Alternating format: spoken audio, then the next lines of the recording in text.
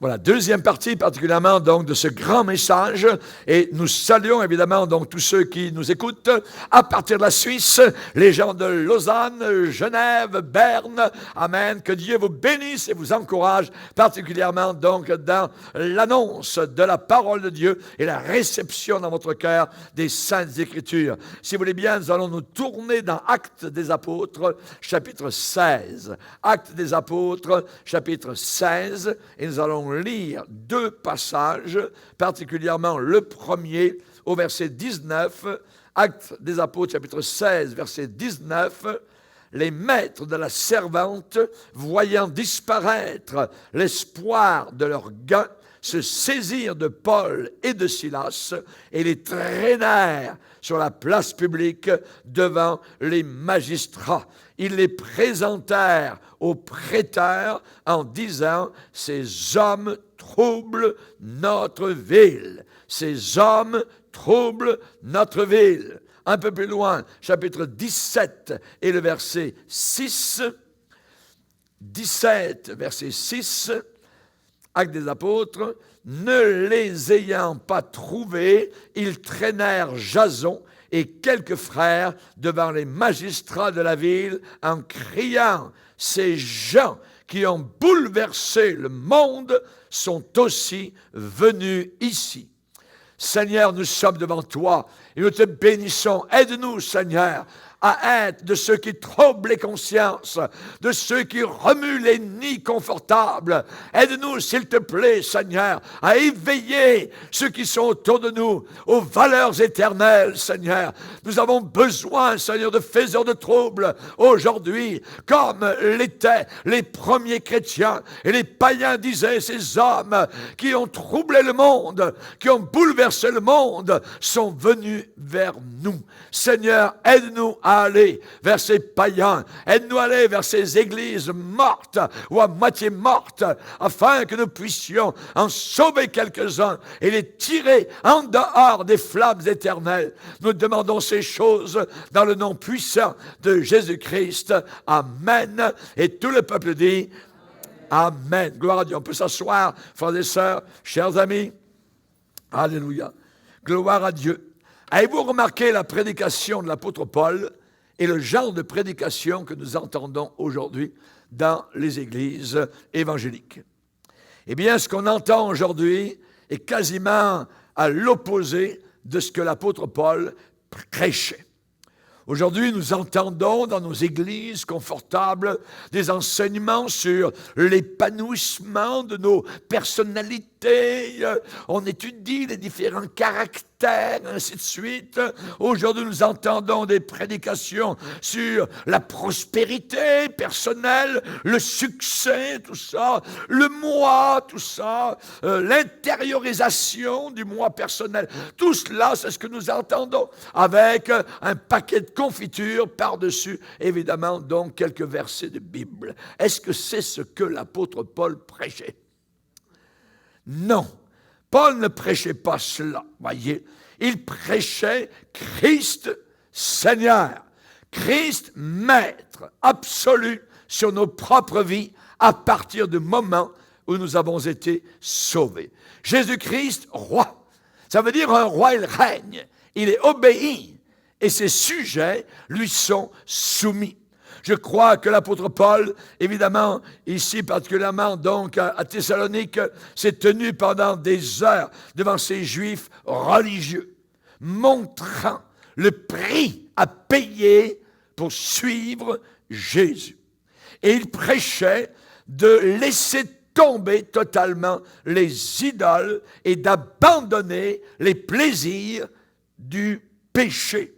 Particulièrement, l'apôtre Paul prêchait différentes choses et il a parlé aux Thessaloniciens, il leur a écrit une lettre et il leur a parlé particulièrement donc de ce qui s'était passé après leur conversion. Il leur a dit, nous nous rappelons comment vous vous êtes convertis à Dieu. Et il va dire ce qui se passe quand on se convertit à Dieu. Et je lis dans 1 Thessaloniciens 1er chapitre, vous vous êtes convertis à Dieu, en abandonnant les idoles. En abandonnant les idoles. Une idole, c'est tout ce qui passe avant Dieu avant Jésus-Christ. 1, quand on est converti, on abandonne les idoles. 2, pour servir le Dieu vivant et vrai. Alléluia. Pourquoi? Parce qu'il y a des faux dieux qui sont morts et qui sont faux. Mais nous servons le Dieu vivant et vrai. Et troisièmement, pour attendre des cieux son Fils qu'il a ressuscité des morts, Jésus, qui va nous délivrer de la colère à venir. Amen. L'Église de Dieu ne passera jamais par la grande tribulation. Nous n'attendons pas l'Antichrist, nous attendons le Christ, notre Sauveur. Amen. Mais quand on est converti, ces 3 choses doivent absolument arriver. Es-tu vraiment converti? As-tu abandonné tes idoles? Les choses qui passent avant Dieu. Une idole, c'est quelque chose dont on ne peut plus se passer. Maintenant, Jésus est devenu mon idole. Alléluia. Je ne peux plus me passer de Jésus. Et là, évidemment, donc, ensuite, nous servons le Dieu vivant et vrai et nous attendons des cieux qu'il revienne. Jésus-Christ, notre Sauveur. Alléluia. Le message sur la royauté du Seigneur Jésus-Christ, eh bien, ça fait en sorte que nous ne suivons plus du tout les enseignements des hommes et leur doctrine, ce qu'enseignent les hommes. Amen. Nous ne pouvons plus être conduits par les hommes, amen, qui font des autres personnes une marchandise. On sait que les faux prophètes à la fin des temps ont été décrits par l'apôtre Pierre en disant « Ils vous donneront des paroles trompeuses. » J'ai une parole pour toi, j'ai une parole pour toi. On entend cela depuis 20 ans dans les églises et les gens viennent en foule pour entendre leur horoscope spirituel. Par des faux prédicateurs qui viennent supposément leur dire leur avenir. Ils trafiqueront de vous. Vous deviendrez un trafic, une marchandise d'argent. Ils trafiqueront de vous au moyen de paroles trompeuses. Eux que menacent depuis longtemps la condamnation et dont la ruine ne sommeille pas. Paul n'entrait pas dans ce domaine, absolument pas. Et on sait particulièrement qu'il a écrit aux chrétiens de la ville d'Éphèse en disant « Sachez-le bien, aucun impudique, aucun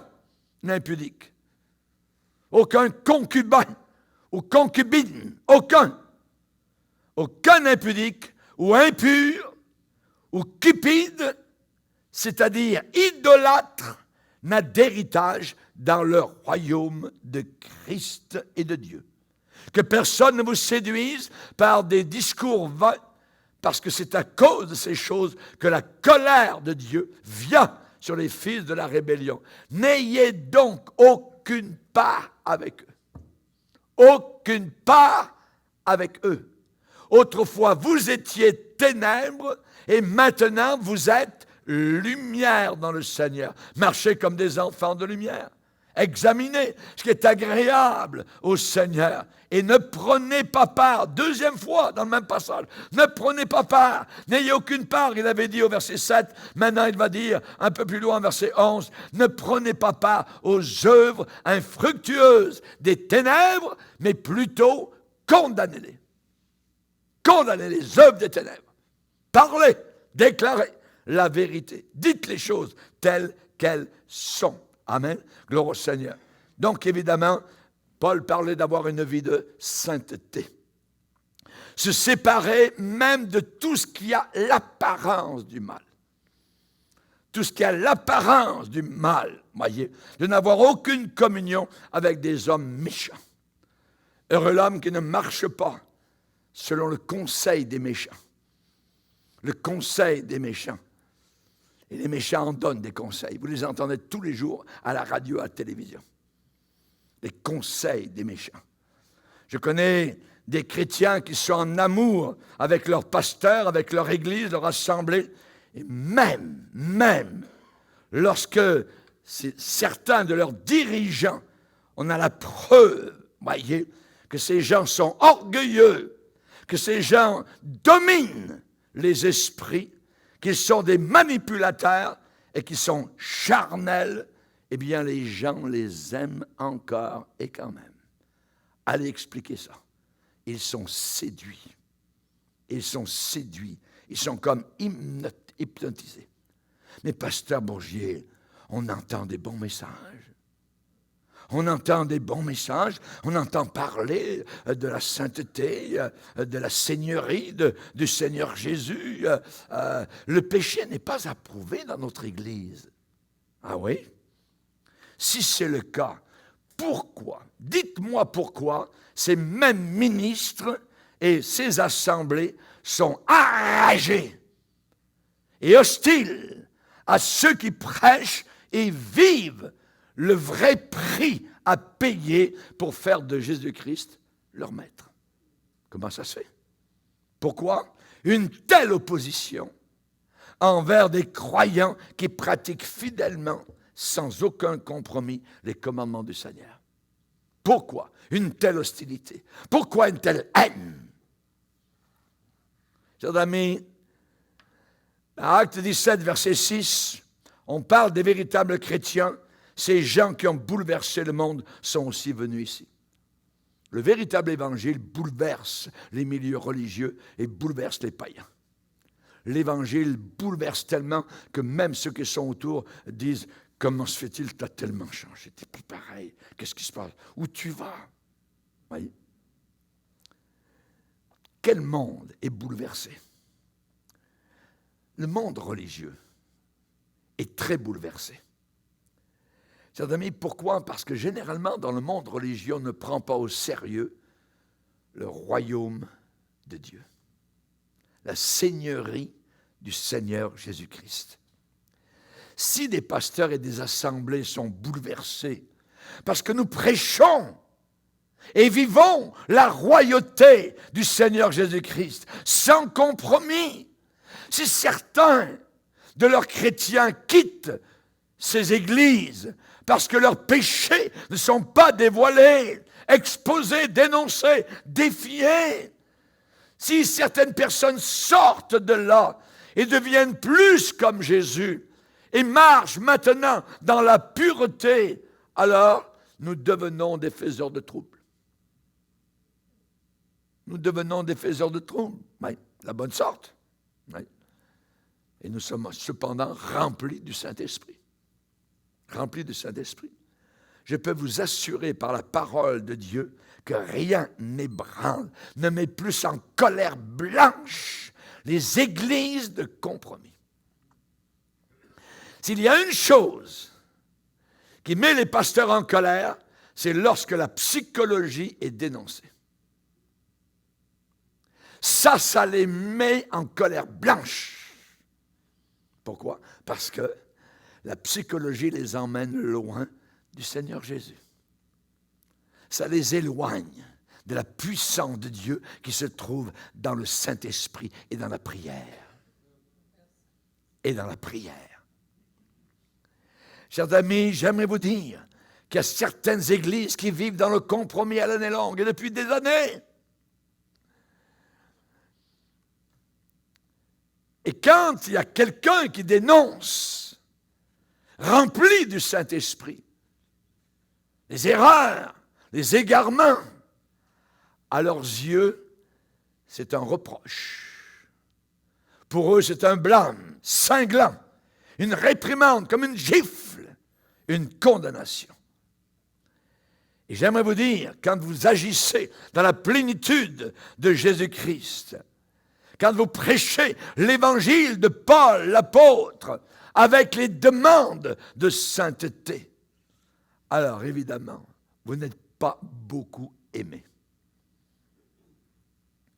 Mais dans ces églises, cependant, vous allez trouver toujours quelque part quelques chrétiens dévots, quelques chrétiens pieux, comme Paul les appelle. Sardes était une église morte, complètement morte, qui passait pour avoir la vie de Dieu. Mais le verdict du Seigneur Jésus parlant au sujet de cette Église, le Seigneur va dire, tu passes pour être vivant, mais tu es mort. Mort. Il n'y a pas de vie. Il y a beaucoup de bruit. Mais ce n'est pas du bruit que Dieu veut. Il veut la réalité. Et Dieu va dire à cette Église, rappelle-toi comment tu as reçu et entendu, et repens-toi. Cependant, tu as dans cette Église quelques hommes qui n'ont pas souillé leurs vêtements. Et ces gens-là marcheront avec moi en vêtements blancs parce qu'ils en sont dignes. Dans une Église morte, il y en avait quelques-uns qui étaient vivants. Merci Seigneur. Merci Seigneur. Amen. Alléluia. Et chers amis, le jour où vous allez dire avec l'apôtre Paul, les choses de ce monde, à mes yeux, sont comme du fumier, comme du purin. Les choses de ce monde. Le jour où vous allez commencer à dire avec l'apôtre Paul, je me suis détourné des idoles pour servir mon roi. Je ne servirai pas deux maîtres.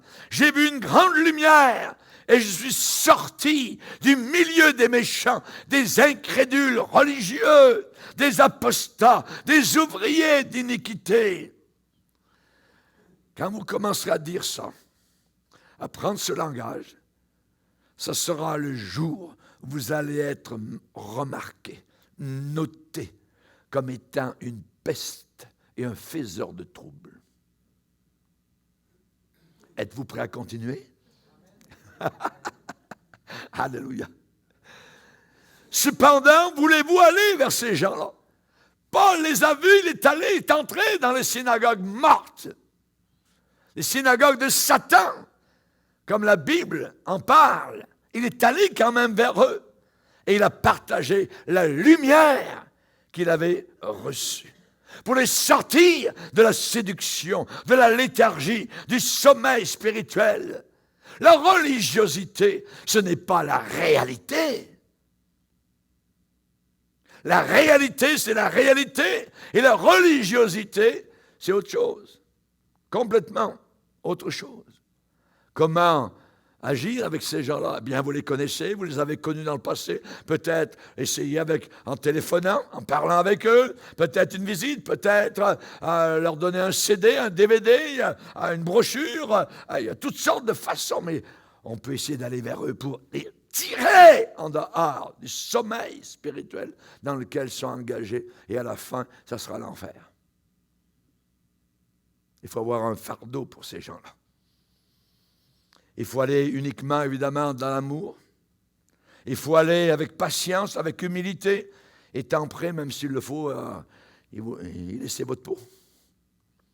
L'apôtre Paul s'est fait lyncher quasiment parmi ces juifs religieux, ces synagogues de Satan. Mais il les aimait. Il dit, j'ai un fardeau sur le cœur.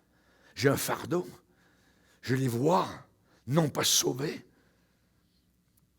Quand l'apôtre Paul a été chassé de certaines villes, particulièrement de Thessalonique, il a dit aussitôt les frères firent partir de nuit Paul et Silas pour Bérée.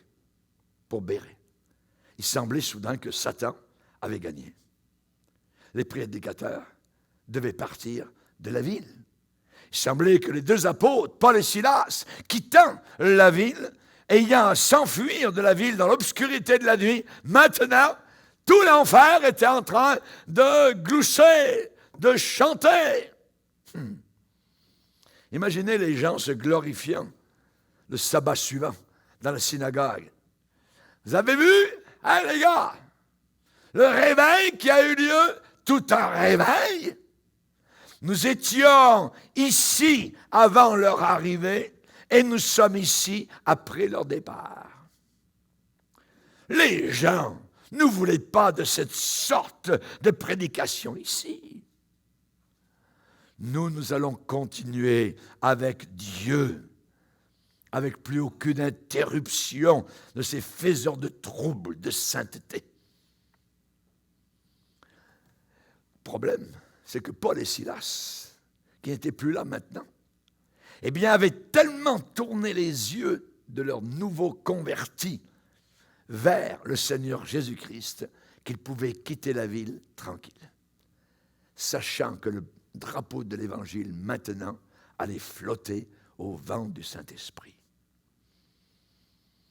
Ils pouvaient quitter la ville. Les chrétiens allaient fleurir encore là, sous les feux de la persécution. Et l'église de Thessalonique est devenue tellement forte dans la foi qu'ils sont devenus des puissants témoins du Seigneur Jésus. Ils ont été connus dans toute l'Asie mineure. Cette église est devenue un exemple de foi, de persévérance, malgré les embûches, malgré les persécutions, pour toute l'Asie mineure. Alléluia. Merci Seigneur. Ils sont devenus la joie du cœur de l'apôtre Paul. Alléluia. Lisez avec moi. Lisez avec moi. 1 Thessaloniciens. Paul leur a écrit une lettre, la première. 1 Thessaloniciens, chapitre 3 et le verset 6. Ce sont les bonnes nouvelles que Timothée a apportées à l'apôtre Paul. 1 Thessaloniciens 3, 6. Mais Timothée, récemment arrivé ici, de chez vous, de Thessalonique, nous a donné de bonnes nouvelles de votre foi et de votre charité. Et nous a dit que vous avez toujours de nous un bon souvenir, désirant nous voir, comme nous désirons aussi vous voir. En conséquence, frères, au milieu de toutes nos calamités et de toutes nos tribulations, nos épreuves, nous avons été consolés à votre sujet, à cause de votre foi. Car maintenant, nous vivons, puisque vous demeurez fermes dans le Seigneur. Quelles actions de grâce, en effet. Nous pouvons rendre à Dieu à votre sujet pour toute la joie que nous éprouvons à cause de vous devant notre Dieu. Paul consolé, joyeux de savoir que derrière lui, une église maintenant forte, ferme, tenait sur ses deux pieds. Alléluia. Gloire au Seigneur. Que Dieu soit béni. Évidemment, pour ceux qui n'ont pas peur de troubler le cœur des gens. Amen. Et d'apporter ainsi la bonne parole de Dieu. Paul bougeait les choses, même sur la place du marché. Même sur la place du marché. Imaginez, voyez, directement là, en prêchant, en annonçant, en parlant, en discourant avec les gens qui venaient faire leurs emplettes. Paul prêchait Jésus, le roi, avec la puissance de résurrection. Dans Acte 17, il a passé de Thessalonique, ensuite il est allé à Bérée, ensuite il est allé à Athènes. Et à Athènes, il est dit que les gens là, sur la place du marché, s'entretenaient sur la place publique chaque jour, donc des nouvelles qui arrivaient. Tout ce que les gens disaient, c'était est-ce qu'il y a des nouvelles qui arrivent, tout ça, comme aujourd'hui. Ça n'a pas changé. 2000 ans plus tard, les gens écoutent les nouvelles, voyez, et ces gens-là, évidemment, donc, voulaient savoir les nouvelles. Et l'apôtre Paul, donc, leur a parlé de la bonne nouvelle. Il leur a parlé de l'Évangile. S'il y a un endroit particulier où le chrétien, généralement, cache sa lumière, plus qu'à aucun autre endroit, c'est sur le lieu du travail. Sur le lieu du travail. Nous avons des gens qui travaillent, par exemple, dans le domaine hospitalier, à l'hôpital. Et il y a eu une nouvelle qui a été sauvée dans l'une de nos conférences. Cette nouvelle était tellement joyeuse, sur le palier où elle travaille, elle a parlé de Jésus. Et une des employées, qui était là depuis des années, lui a dit, mais moi aussi, je suis chrétienne. Hein? T'es chrétienne? Depuis tant d'années, t'as jamais dit un seul mot. T'es jamais venu me voir. T'as jamais parlé à personne de Jésus. T'es ici comme incognito. C'est terrible. Quel reproche. Quelle honte. Paul a dit, je n'ai pas honte de l'Évangile. Je n'ai pas honte de l'Évangile. Nous devons parler de Jésus. Dès que j'ai été sauvé sur mon bateau, tout le bateau a su. Le bateau a quasiment été ébranlé. Alléluia. Tout le monde savait que l'intendant mort, le quartier maître chef, était devenu chrétien. Quand j'ai travaillé plus tard dans un hôtel touristique, dans le domaine de l'intendant, dans le bureau où il y avait des comptables, ainsi de suite, nous étions 4-5. Tous les jours, je parlais de Jésus.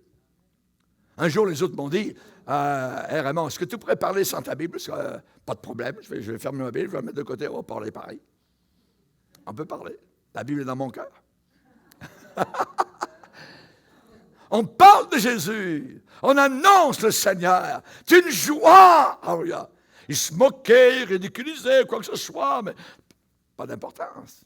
La joie était là. Et quand je quittais le travail, je prenais ma moto et j'allais sur la place publique et je parlais de Jésus. Parfois, il y avait des gens j'avais 15 personnes autour de moi, ils posaient des questions, blablabla, puis tout ça, puis les religieux étaient là, puis pas de problème. On parle du Seigneur. Alléluia, gloire au Seigneur. Que Dieu soit béni. On n'a pas honte du Seigneur. Il n'a pas eu honte de nous à la croix du Calvaire. Dans toute la ville, dans toute la capitale, devant le monde entier. Il s'est donné sur la croix du Calvaire. Aurais-je honte? Paul a dit, je n'ai pas honte de l'Évangile. C'est la puissance de Dieu. Aurions-nous honte de la puissance de Dieu? Chers amis, c'est notre gloire, la puissance du Seigneur. Que celui qui se glorifie de me connaître. Je connais Dieu. Si je vous disais, je ne connais pas Dieu, je serais un menteur. Je le connais. C'est merveilleux de connaître le Seigneur, de marcher avec lui, de parler avec lui, de communier avec lui. Alléluia. Merci Seigneur. Chers amis, Paul parlait sur la place publique. Il parlait sur la place du marché. Il parlait de Jésus. Il y a une multitude de chrétiens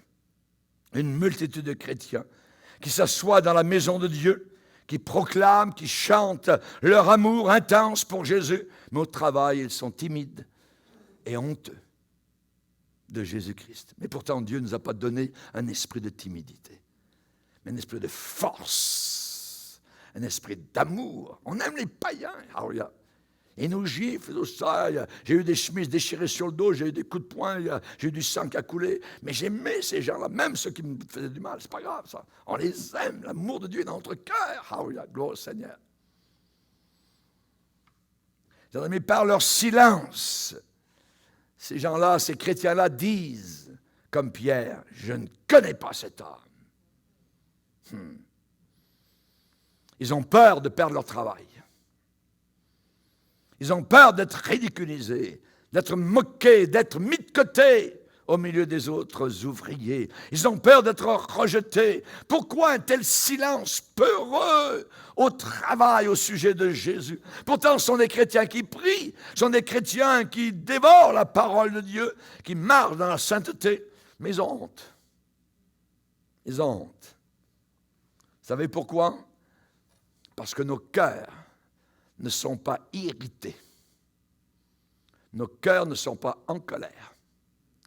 Paul, marchant dans les rues d'Athènes, allant à la place du marché, il est dit qu'il sentit en lui-même son cœur s'irriter en voyant la ville remplie d'idoles. Allez au centre d'achat demain, vous allez voir, c'est rempli d'idoles. Rempli. Les vitrines sont pleines d'idoles. Nos cœurs ne sont pas irrités, alors que nous voyons les gens adonnés à l'idolâtrie. Paul a senti au-dedans de lui son cœur s'irriter. C'est quand la dernière fois où ton cœur, tu l'as senti en colère contre le péché, contre Satan qui avait le pouvoir sur ces gens? Si vous étiez en colère contre le diable, vous parleriez. Mon Satan, tu ne m'empêcheras pas de parler.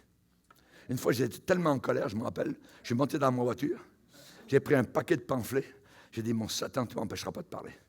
Et j'ai pris sur le pouce des gens qui étaient là, ils faisaient du pouce, tout ça. OK, entre. On va discuter. Alléluia. Amen. Le diable ne veut pas qu'on parle. Tais-toi. Non. La personne va en enfer, on va parler. On va parler. Amen. C'est à nous tous qui est commandé de ne pas mettre notre lumière sous le boisseau. Sous le boisseau.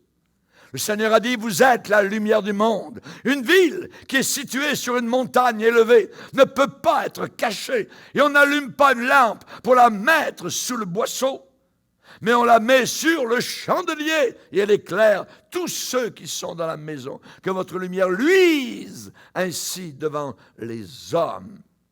Que votre lumière luise ainsi devant les hommes. Amen. Les Athéniens étaient exactement ce que sont évidemment les gens autour de nous avec qui vous travaillez. Voyez, ils ne passaient leur temps qu'à dire et à écouter les nouvelles. Tout leur temps, c'était ça, à Athènes. Voyez. Un exemple. Combien ont cru, à l'époque, que Ronald Reagan était né de nouveau? À cette époque, beaucoup de gens ont dit, Ronald Reagan, c'est un chrétien, il est né de nouveau, c'est merveilleux. Les États-Unis vont changer de cap, ça va être formidable. Alors que la réalité était tout à fait différente. Lui et sa femme étaient connus et reconnus pour suivre les étoiles. C'est un fait. C'est un fait. Voyez? Et ceux qui habitaient à l'époque à la Maison-Blanche, eh bien, étaient des superstitieux. Ces gens-là étaient guidés par des canaux occultes. Dieu est en colère. Et pendant tout ce temps-là, les billets qui circulaient aux États-Unis, « In God we trust ». En Dieu, nous avons confiance. Jamais de la vie. Monsieur Reagan, d'outre-tombe, je te parle. Un faux avec sa femme. Madame Clinton, c'est la même chose. Et son mari. La colère de Dieu vis-à-vis de ceux qui observent les étoiles pour savoir l'avenir. En France, dans les grandes décisions gouvernementales, aucune décision n'est prise sans que les francs-maçons disent leur mot. Le pays est conduit par l'occultisme. Lisez avec moi Ésaïe 47.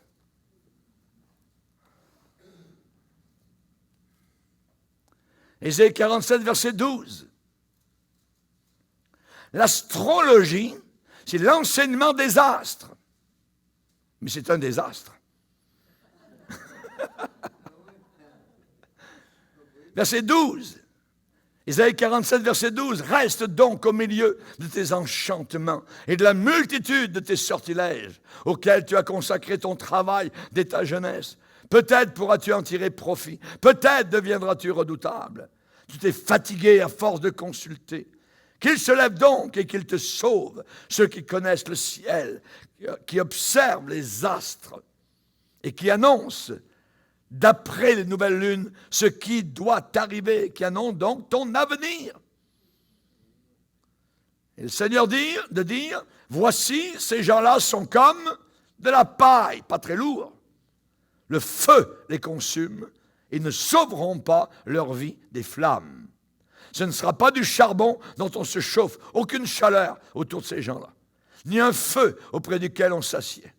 Tel sera le sort de ceux que tu te fatiguais à consulter et ceux avec qui tu as trafiqué dès ta jeunesse. Dans un petit prophète appelé Abdias, il est dit « L'orgueil de ton cœur t'a égaré. L'orgueil de ton cœur t'a égaré. Toi qui habites le creux des rochers, qui t'assieds sur les hauteurs et qui dis en toi-même, qui me précipitera jusqu'à terre? Et Dieu de répondre, quand tu placerais ton nid aussi haut que celui de l'aigle, quand tu le placerais parmi les étoiles, je t'en précipiterai, dit l'Éternel. Chers amis, j'aimerais vous dire que nous avons besoin de ne pas avoir peur, de continuer, évidemment, donc, à servir le Seigneur. Tous ces gens-là seront mis dans la honte, tôt ou tard. Et dans tout le pays, la majorité des gens qui sont autour de vous au travail s'abandonnent à l'idolâtrie, aux horoscopes. Ce sont des commères de l'occultisme, des gens superstitieux, sont remplis de yoga, les rayons positifs, les ondes, la puissance de la boule de cristal, le salon de l'ésotérisme, recevoir la connaissance secrète, le nouvel âge, la méditation transcendantale, la pornographie, et ainsi de suite. Tous ces gens-là sont remplis de ce que je viens de vous citer. Beaucoup ne font absolument rien sans consulter leur gourou. Ceux qui observent les astres, Athènes était une ville totalement livrée à l'idolâtrie. Mais Athènes était pire que nous, parce qu'ils n'avaient pas aucune église chrétienne, ni aucune Bible. Et au jour du jugement, ils seront traités bien moins sévèrement que notre génération, qui a des églises chrétiennes véritables, qui a des Bibles où l'on peut comprendre le conseil de Dieu. Mais on n'en veut pas.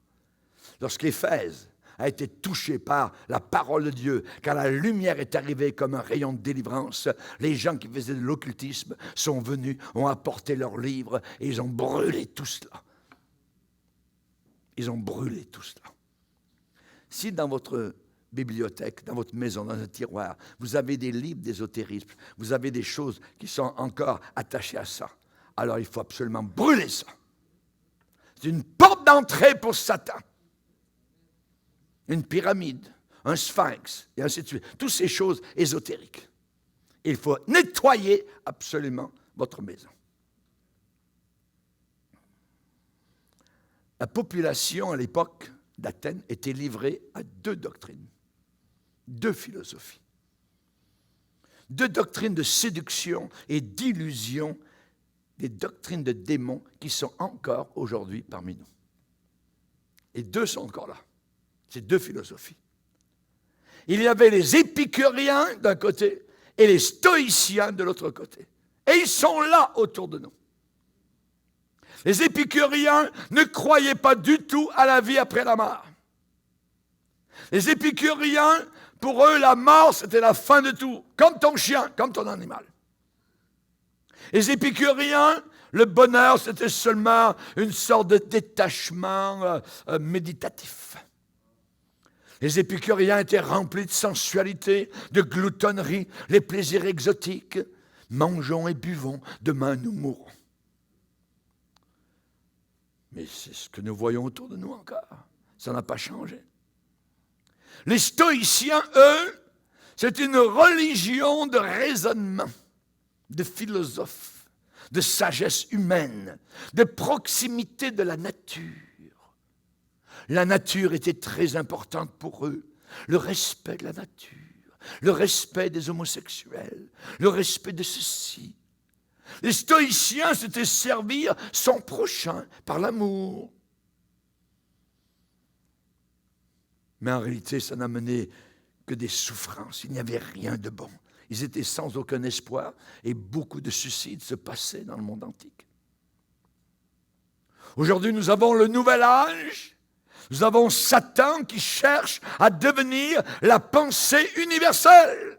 Une seule pensée globale sur toute la planète Terre. Satan veut régner. Si vous vous opposez, vous êtes un troublemaker.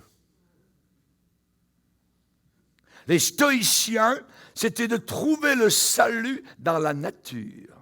Avez-vous remarqué comment dans nos écoles, les petits sont enseignés, ramasser ton petit papier, tout ça, respecte la nature, tout ça, il faut les nettoyer dans la forêt, tout ça, le plastique, il faut sauver la planète. Les stoïciens faisaient cela. Ils ont changé la vérité de Dieu en mensonge. Trouver le salut dans la nature. Aligner sa volonté sur la sagesse universelle, blablabla. Bla, bla, bla. En réalité, c'était des sadiques assoiffés de sang. Ils trouvaient un grand plaisir dans les massacres de gladiateurs. Ah, quand le sang coulait, c'était merveilleux. C'était ça leur sagesse, imaginez. À cette époque, Athènes était la ville la plus moderne, la plus avancée, la plus intellectuelle, la plus puissante et en même temps la plus impie du monde. Et je peux imaginer l'apôtre Paul qui, lui, est en train de parler au marché. Savez-vous de quoi il parle?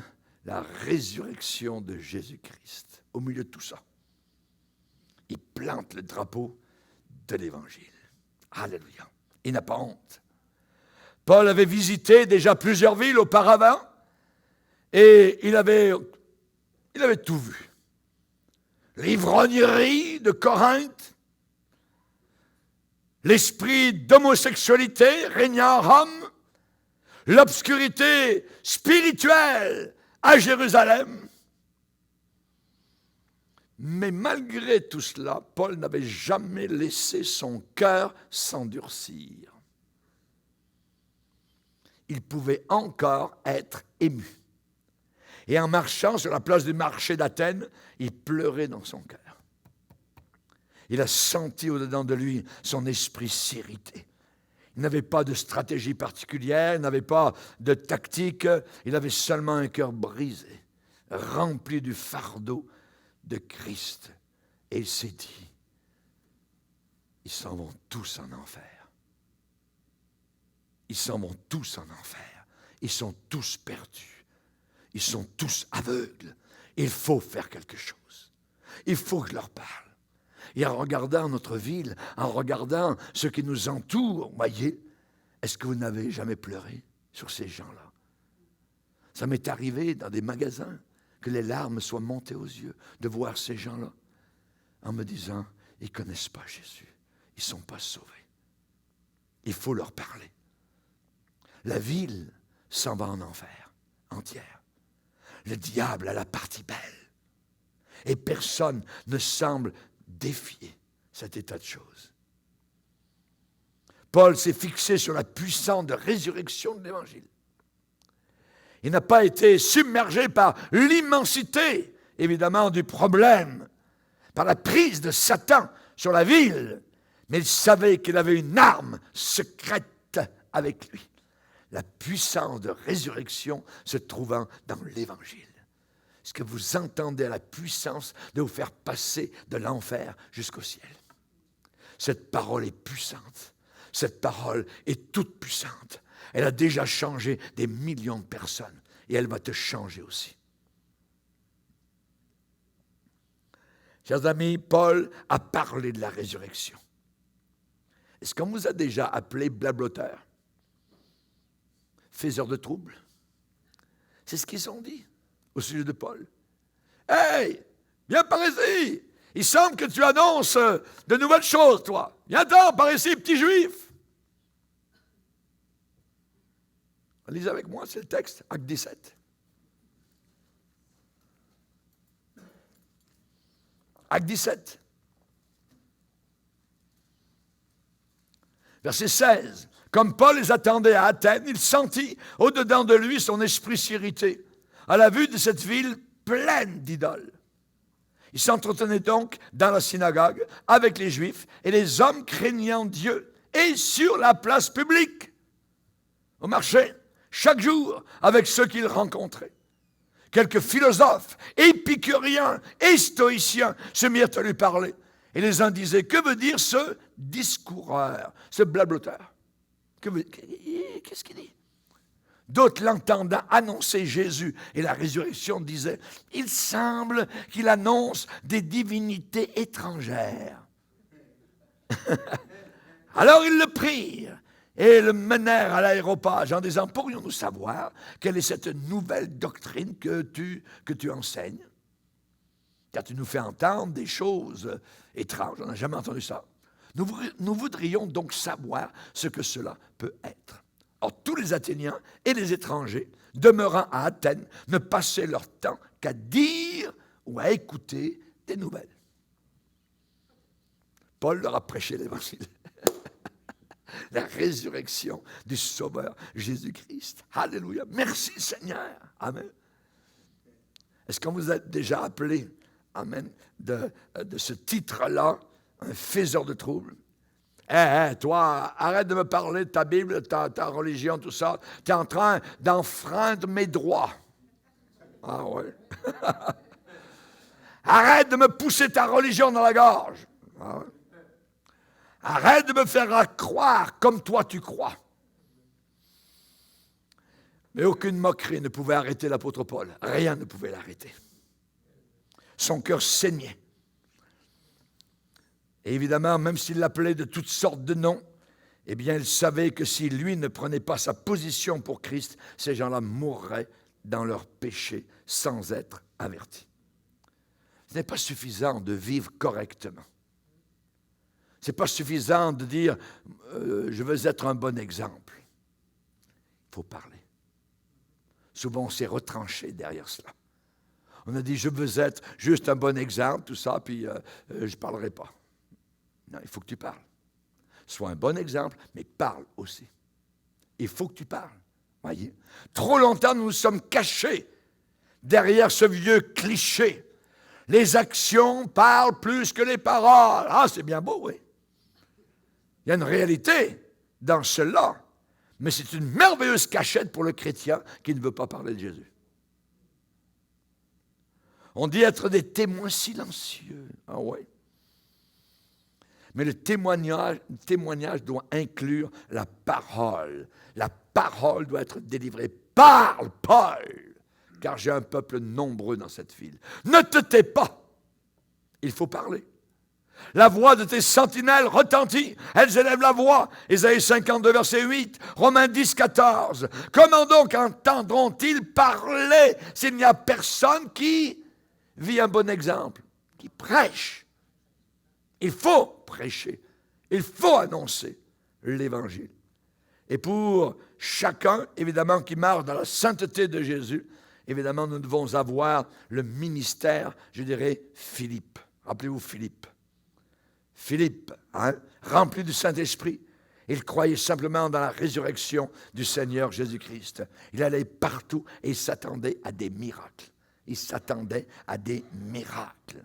Il était un homme de la place du marché, Philippe aussi. Il parlait de Jésus.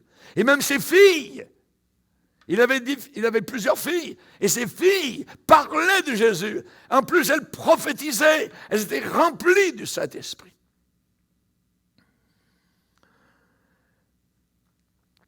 Les frères Plymouth, je ne sais pas si vous avez déjà entendu parler de ça, les frères Plymouth ont commencé à Plymouth, en Angleterre, il y a plusieurs années. C'était un groupe pieux, un groupe de chrétiens pieux, qui descendirent l'Évangile dans les rues. Dans les rues. Ils avaient un fardeau très grand pour les âmes. Et il y a eu un vrai réveil spirituel. Des centaines d'âmes sont venues sous l'impulsion de ces gens-là, les frères de Brethren, venant de Plymouth en Angleterre. Ils ont eu une révélation de Jésus-Christ, l'homme glorifié dans les cieux. Mais les frères de Plymouth sont devenus tellement pris à étudier Christ, tellement pris à être centrés sur leur forme d'adoration. Comment est-ce qu'il faut adorer? Comment ceci, comment cela? Voyez. Et ils ont creusé la personne de Jésus. Ils ont voulu vraiment rentrer. Et dans ce sens-là, on n'a pas de problème. Voyez. Mais en même temps, ils ont perdu le fardeau pour les âmes. Ils ont perdu le fardeau pour les âmes qui se perdaient et sont divisés en deux groupes. Les frères larges et les frères straight, étroits. Les étroits ont terminé par ne permettre à personne de participer à leur fraternité sans y être invité. Rendez-vous compte. Rendez-vous compte. Et tout ce qui reste aujourd'hui, ce grand mouvement, sont des écrits. Les écrits de Darby, de Stoney, de McIntosh, de Raven, de merveilleux écrits enseignant donc sur Jésus et la sainteté. Mais voilà ce qui s'est passé avec eux dans leur mouvement, c'est qu'une élite spirituelle avait pénétré avec aucune passion pour les perdus. Aucune passion pour les perdus. Ce qu'on a besoin, c'est de la parole de Dieu pure, profonde, oui, mais en même temps, une passion brûlante pour les gens perdus autour de nous. Il faut avoir cette passion. On peut avoir, je dirais, beaucoup de prophéties très longues, incluant, je dirais, toutes sortes de choses, bric-à-brac, avec un barrage de « ainsi parle l'Éternel », ainsi de suite. Très beau. Mais la plupart de tout cela, généralement, n'a aucun sens. Dans une église d'un très bon pasteur, le mari est venu vers le pasteur et lui a dit, « Pasteur, est-ce que vous pourriez corriger ma femme? » Sa femme disait aux gens qu'elle était supposément morte, qu'elle était allée au ciel, qu'elle avait dansé avec Jésus. Je ne sais pas si c'était une valse ou un tango. Elle avait dansé avec Jésus, puis ensuite, elle avait fait du skydiving. Elle avait plongé dans le ciel avec Jésus, tout ça. Et elle déclarait que sa révélation lui était venue après avoir prié et jeûné pendant des heures. À tête. La folie n'a pas de limite. Mais il y a des gens qui sont là pour croire ces folies. Pasteur, est-ce que vous pourriez aller reprendre ma femme? Le mari était très inquiet de voir la direction que sa femme était en train de prendre. Et on le comprend.